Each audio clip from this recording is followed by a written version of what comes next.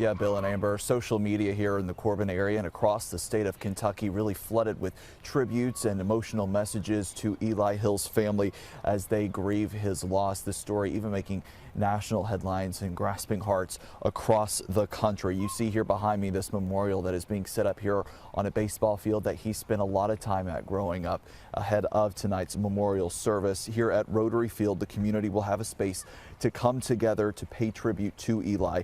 He loved sports and was a big baseball fan and player, and that's why it's so special for his friends and family to be here, a place that he loved so much.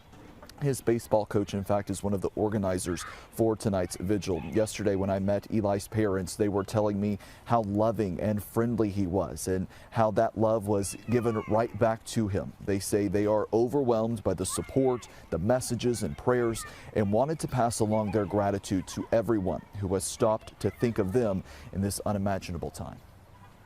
And our people, we have good people. We have great people around us. Good families. Both of us have good families. We have good friends, and we have a good community.